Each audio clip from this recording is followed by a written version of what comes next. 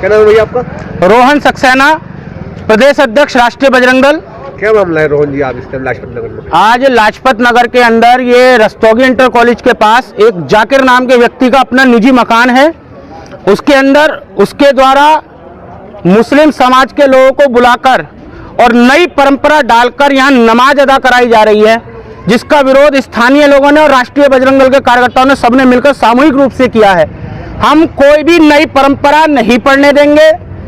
इस शहर के अंदर अशांति फैलाने वालों पर हमने शुरुआत से कही है कि मुकदमा लिखा जाए। जो लोग शहर की शांति को भंग करना चाहते हैं उन पर मुकदमा लिखा जाए। जो भी प्रशासनिक और शासनिक अधिकारी यहाँ आए हैं, हमने उनसे कही है, पुलिस के अधिकारियों से, कि जिन्होंने नई परंपरा डलवाने का प्रयास करा है, शहर की शांति को भंग करने का प्रयास किया है, उन पर मुकदमा दर्ज होना चाहिए। रोहन जी, आपको कैसे पता चला? नहीं, हमें स्थानीय लोगों से जानकारी लगी, उन्होंने फोटो बताए, उन्होंने फोटो खींच के भेजे हैं, उनके फोटो तक हैं नमाज अदा करने के। ये नई परंपरा बिल्कुल नहीं पढ़ने देंगे हम। और लाजपत नगर में नहीं, पूरे मुरादाबाद में नहीं, पूरे उत्तर प्रदेश में, पूरे देश में नई परंपरा नहीं पढ़ने देंगे। स्थानीय पुलिस ने आगे क्या करा? स्थानीय पुलिस ने आके वीडियोग्राफी करी, उनसे पूछताछ करी और मुकदमा पाबंद किया जाएगा। हमारी बात हुई है, इन पे मुकदमा दर्ज होगा। जिन्होंने नई परंपरा पढ़वाई है, इन पे मुकदमा दर्ज होगा। हम साथ हैं, और अगर नहीं हुआ तो फिर राष्ट्रीय बजरंग दल आंदोलन करेगा। साथ हैं। तो सुना आपने, ये वही वीडियो है जिसको आपको कल भी सुनाया और दिखाया था। ये शख्स जो खुद को राष्ट्रीय बजरंग दल का राष्ट्रीय अध्यक्ष कह रहा है, इसके ऊपर भी कार्रवाई की गई है। लेकिन वो कार्रवाई कोई ऐसी नहीं की गई कि इसको गिरफ्तार किया गया हो या झूठी अफवाह फैलाने के आरोप में इस पर एफआईआर दर्ज की गई हो या कुछ और किया गया हो। दरअसल मुरादाबाद के लाजपत नगर इलाके में जिस जगह तरावी हो रही थी, जाकिर नाम के एक शख्स के अपने मकान में, जहां उसके अपने सगे भाई, अपने भतीजे और दोस्त अहबाब तरावी पढ़ रहे थे, क्योंकि रमज़ान के आपको मालूम है ये दिन चल रहे हैं और तरावी जो है वो सुन्नत मुअक्कदा है। ऐसे में तरावी घर में भी अदा की जा सकती है, मस्जिद में भी अदा की जा सकती है। जिस तरह से हम देखते हैं कि हवन कुंड घर में भी हो सकता है, पूजा पद्धति घर में भी की जा सकती है, कोई जागरण वगैरह का या माता की चौकी का कार्यक्रम है तो घर में भी हो सकता है। इसी तरह से नमाज भी घर में अदा की जा सकती है, तरावी भी घर में अदा की जा सकती है। तो इस शख्स ने, जिसका नाम रोहन सक्सेना है, इसने जिस तरीके की अफवाह फैलाई और 4-5 नफरती चिंटुओं के साथ, वो भी छोटी छोटी उम्र के बच्चे, कोई ज़्यादा बड़े नहीं थे या कोई बहुत विद्वान लोग नहीं थे, उनके साथ जा कर के उस मकाम के ऊपर जहाँ जाकिर के यहाँ तरावी हो रही थी, वहाँ जा कर के अशांति फैलाने की कोशिश की। लेकिन कम से कम आवाज़ उठी सोशल मीडिया के ऊपर। जिस वक्त ये खबर वायरल हुई तो मुरादाबाद से लेकर दिल्ली तक इस खबर के ख़िलाफ़, इस शख्स के ख़िलाफ़, इस नफ़रत आमेज़ बयान देने वाले उस लड़के के ख़िलाफ़ लोगों ने कहा कि कार्रवाई होनी चाहिए। यहाँ तक कि कुछ अमन पसंद सेक्युलर हिंदू भाइयों ने भी कहा कि ये बिल्कुल गलत है, क्योंकि आजकल आपको मालूम है नवरात्रे भी चल रहे हैं। आज छठा नवरात्रा था, दूसरी तरफ चौथा रोज़ा था। तो हम जब ये देख रहे हैं कि प्रकृति, जो खुदा, जो भगवान नहीं चाहता आपस में हिंदुओं को मुसलमानों से जुदा करना, जब मैंने आपसे कहा ना कि नवरात्रे चल रहे हैं तो रमज़ान भी चल रहे हैं। इससे पहले हमने देखा था कि जिस रात होली का दहन था उसी रात शब बारात भी थी, जो पुरअमन मनाई गई। होली का दहन भी हुआ, अगले दिन रंग खेला गया, होली मनाई गई और शब बारात के अगले दिन लोगों ने अपनी इबादत करने के बाद रोज़े रखे थे। कुछ टाइम पहले ऐसा भी हुआ था कि जिस वक्त में ईद मिलादुन नबी का मौका था तो उस वक्त होली भी मनाई जा रही थी और दूसरे त्यौहार भी साथ साथ आते हैं। जब वो जुदा नहीं करना चाहता वो खुदा, तो ये लोग, इस तरह के नफ़रत फैलाने वाले लोग फिर होते कौन हैं? बहरहाल प्रशासन का भी शुक्रिया, जिन्होंने कार्रवाई की तो सही, लेकिन ऊँट के मुँह में ज़ीरा। बहुत मुख्तसर तौर पर मुचलके भरे गए हैं, 5-5 लाख रुपए के मुचलके उनके लिए जिनके घर में तरावी हो रही थी। जाकिर और उसके भाइयों के और उसके दोस्तों के लिए निजी मुचलके पर उनका बॉन्ड भरवाया गया। जबकि नफ़रत फैलाने वाले इस शख्स के ख़िलाफ़, जो ख़ुद को राष्ट्रीय अध्यक्ष राष्ट्रीय बजरंग दल का कह रहा है, इसके ख़िलाफ़ 20 लाख रुपए का मुचलका भरा गया है। अब सवाल ये है कि अगर कार्रवाई और कठोर कर देता उत्तर प्रदेश प्रशासन, हालांकि उसकी उम्मीद तो नहीं है, मुझे नहीं, शायद आपको भी नहीं होगी। अगर कार्रवाई कठोर कर देता इस शख्स के ख़िलाफ़, अगर FIR दर्ज कर दी जाती, तो मुझे लगता है एक मिसाल कायम होती, एक नज़ीर बनती, और कोई और शख्स इस तरीक़े की अफवाह फैलाने के लिए कि घर के अंदर तरावी हो रही है, हम इस नई पद्धति को नहीं अपनाने देंगे, इस नए अमल को नहीं होने देंगे, और यहाँ पर गैदरिंग करके नमाज अदा की जा रही, इस तरीक़े की बातें इसने वायरल वीडियो में कही थी जो आपसे पहले आपने सुनी है। ये सब नहीं होता, और जो कोई लोग कोशिश भी कर रहे होंगे इस तरह से कुछ करने की कि कभी अजान पे हमला, कभी मस्जिद पे, कभी तरावी पे, कभी किसी बात को लेकर के, वो नहीं करते।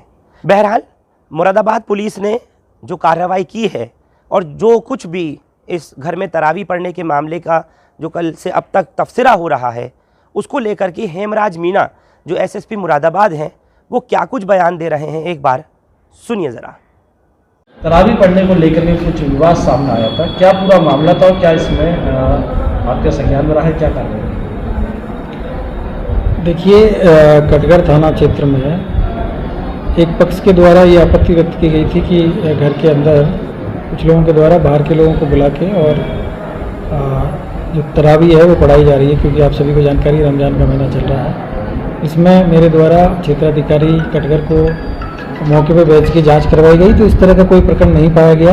और उसके बाद में ये जानकारी मिली है कि जो घर है उसको लेके कोई डिस्प्यूट का मामला था, इसी को लेके लोगों ने वहाँ पे कुछ इश्यू बनाया था, तो दोनों पक्षों को इसी बात के लिए इसमें पाबंदी की कार्रवाई की गई है। एक पक्ष में जो एक व्यक्ति है उनको 20 लाख से पाबंद किया गया है, और बाकी की पाबंदी की कार्रवाई चल रही है, और दूसरे पक्ष के लोग हैं उनको भी इसमें पाबंद किया गया है। और मैं आपके माध्यम से ये भी बताना चाहूँगा कि किसी भी व्यक्ति को किसी भी धर्म के मामले में अनावश्यक रूप से हस्तक्षेप करने का कोई राइट नहीं है। यदि कोई व्यक्ति अपने घर के अंदर पूजा पाठ करता है या नमाज पढ़ता है या तरावी पढ़ता है, तो किसी दूसरे पक्ष को कोई आपत्ति नहीं होनी चाहिए। अगर कोई इस तरह की कोई भी हरकत करेगा तो उस पक्ष के खिलाफ सख्त से सख्त कार्रवाई की जाएगी, और जो जनपद में जो कानून व्यवस्था है उसको यदि कोई भी व्यक्ति प्रभावित करने का प्रयास करेगा तो उसके साथ में पुलिस सख्त विधिक कार्रवाई करेगी। तो आपके माध्यम से ये भी बताना मैं चाहता हूँ, कोई भी व्यक्ति इस तरह का कुत्सित प्रयास ना करे। ये सभी को पता है कि जो त्यौहार है, अभी दोनों त्यौहार चल रहे हैं, रमज़ान का महीना भी चल रहा है और इसमें जो नवरात्रा हैं वो भी चल रहे हैं, तो इस तरह का कोई भी कुत्सित प्रयास करेगा उसके साथ में पुलिस सख्ती से कार्रवाई करेगी। और दोनों ही पक्षों से आपके माध्यम से मेरा अनुरोध है कि अपने जो त्यौहार है उसको शांतिपूर्वक तरीके से मनाएं और कोई भी इस तरह का कुत्सित प्रयास ना करें, अन्यथा पुलिस उनके साथ में पूरी सख्ती के साथ करेगी। तो सुना आपने, ये SSP मुरादाबाद थे, साफ तौर पर कह रहे हैं कि नमाज हो या पूजा हो या तरावी हो, जो कोई घर में करना चाहे तो कर सकता है। उन्होंने ये भी कहा कि इस तरह के लोगों के ख़िलाफ़, यानी ख़ास तौर से ये उसी शख्स के ख़िलाफ़ बोल रहे हैं जो राष्ट्रीय बजरंग दल का अपने को प्रदेश अध्यक्ष बता रहा है, उसके ख़िलाफ़ कार्रवाई क्यों ना की जाए। तो क्यों नहीं की अब तक, सवाल ये है ना, क्यों नहीं की? कार्रवाई की जानी चाहिए थी, और बल्कि ये खबर आनी चाहिए थी कि इसको गिरफ़्तार किया गया है। मैं आपको बता दूं, ये वही लड़का है जिसने वैलेंटाइंस डे के मौके पर जो कपल्स अलग अलग जगहों पर घूम रहे थे, जो एक साथ मौजूद थे, उन कपल्स के जबरन एक दूसरे के राखी बनवाई थी। तब भी इसके ख़िलाफ़ कोई ठोस कार्रवाई, कोई स्ट्रिक्ट एक्शन नहीं हुआ था। अगर हो जाता तो क्या इसकी अब हिम्मत होती तरावी के मामले पर? हालांकि SSP मुरादाबाद ये भी बता रहे हैं कि ये मामला दरअसल तरावी का और नमाज का घर में पढ़ने का था ही नहीं, ये कुछ आपसी विवाद को लेकर के था।